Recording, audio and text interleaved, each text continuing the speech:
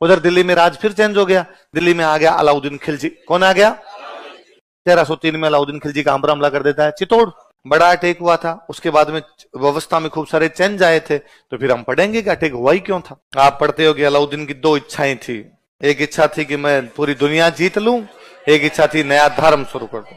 फिर काजी मंगीस मिले उसको, और काजी मंगीस ने कहा कि धर्म शुरू करना पैगंबरों का काम है। किसका काम है? तो ये फालतू की बकवास मत कर, धर्म वरम शुरू नहीं होता। और जहां तक दुनिया जीतने की बात है, भारत तो जीते, भारत जीतेगा तो दुनिया ही जीत लेगा। बाकी उसने तो उपाधि धारण कर ली, सिकंदर सानी।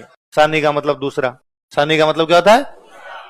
इसलिए हम पढ़ते हैं कि यार सचिन तेंदुलकर का क्रिकेट में कोई सानी नहीं है। कुछ ही कह दो भाई साहब, आज तो कम से कम विराट कोहली जैसा भारत में दूसरा कोई भी क्रिकेट खिलाड़ी उसका सानी। लोग आएंगे और जाएंगे, पर लता जी की आवाज का कोई सानी। भाषण भाई साहब खूब सारे लोग देते हैं, पर वाजपेयी जी जो भाषण देते थे ना, उसका कोई सानी। महिलाओं ने राज किया होगा, पर जैसा इंदिरा गांधी ने किया था उसका कोई सानी। क्रांतिकारी खूब सारे हुए भाई साहब, पर जो भगत सिंह जो थे ना, उनका कोई भी सानी। सानी का मतलब आप कितनी बार इस वर्ड का इस्तेमाल करते हैं, उसके बावजूद जब अलाउद्दीन खिलजी वाली उपाधि करते हैं तो रोटे रटे मारते हैं उसके, सिकंदर सानी, सिकंदर सानी, सिकंदर। वो सिकंदर बनना चाहता है, दुनिया जीतना चाहता है। इससे पहले दुनिया कौन जीत रहा था? सिकंदर। वो बनना चाहता, तो उसकी उपाधि क्या हो गई? सिकंदर सानी। तो सानी का मतलब फर्स्ट को बोलते हैं अव्वल, है ना? फारसी भाषा में जो फर्स्ट होता है उसको क्या बोलते हैं, और जो सेकंड होता है उसको हम आज भी बोलते हैं। मैं क्लास का रिजल्ट लाऊं, अरे ये तुम्हारी क्लास में राकेश कौन है? ये अव्वल लाया है। राकेश की रैंक कौन सी आई? कौन सी आई है? मैं आज भी कहूंगा यार, जब भी कभी भारत के स्वतंत्रता सेनानियों के नाम लिखे जाएंगे, गांधी जी हमेशा अव्वल रहेंगे।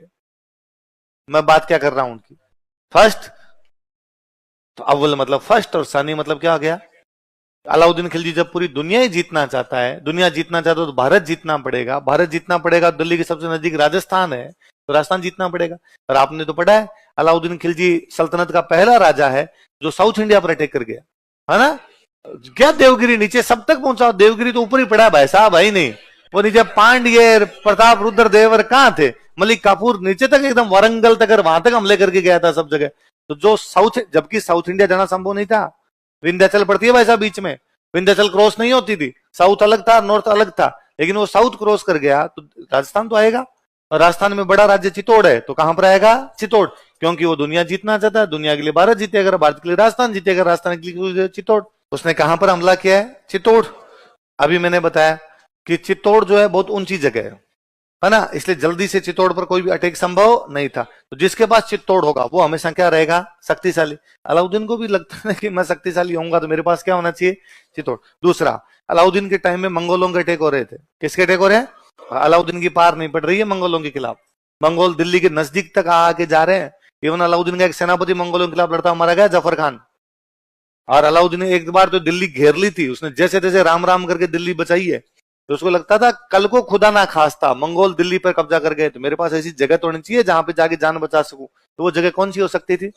दिल्ली की सबसे नजदीक चित्तौड़ था। चित्तौड़ ऊंचा था तो जल्दी से मंगोल उस पर अधिकार भी करे। इसका मतलब चित्तौड़ के किले का सामरिक महत्व है। मेवाड़ राजा कौन है? रतन सिंह के पिताजी। अलाउद्दीन जब जा रहा था उसने टैक्स ले लिया कि मेवाड़ क्रॉस करके जाएगा तो हम तेरे से क्या लेंगे?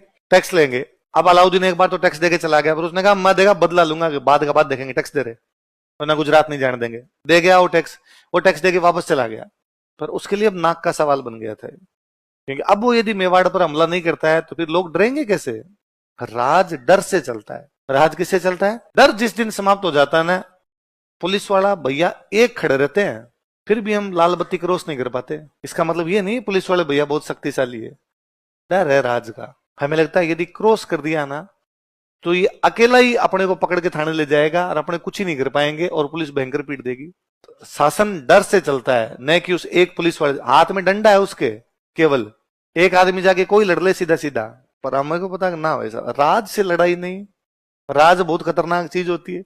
तो राज हमेशा शासन जो होगा उसमें डर रहेगा। तो अलाउद्दीन को लगा कि आज समर सिंह ने रुपए लिए हैं, कल को कुछ दूसरा मांग लेगा, तो वैसा भी तो कुछ है ही नहीं। तो उसके लिए नाक का सवाल था कि वापस जाके बदला लेके। तो प्रतिष्ठा का सवाल उसके लिए। किसका सवाल है?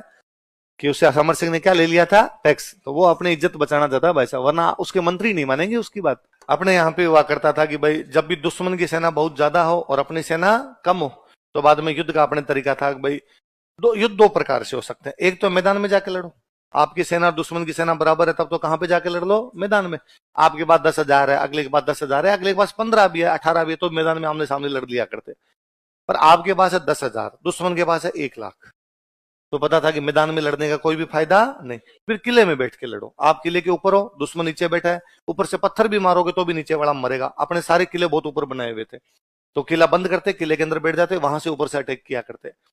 किले के अंदर घुसने का कोई रास्ता नहीं होता, तो दुश्मन बाहर बैठा रहेगा। कितने दिन बैठा रहेगा, थोड़े दिनों बाद उठ के जाना पड़ेगा, वरना बाहर बैठा रहेगा, कहां से खाना पीना लेके आएगा, सप्लाई कहां से लेके आएगा। पर इस बार अलाउद्दीन लंबे टाइम तक बैठा था, 8 महीने का घेरा डाल दिया था उसने। कितने महीने का, 8 महीने के आसपास वो इधर ही बैठ गया था, 8 महीने का घेरा डाल दिया था।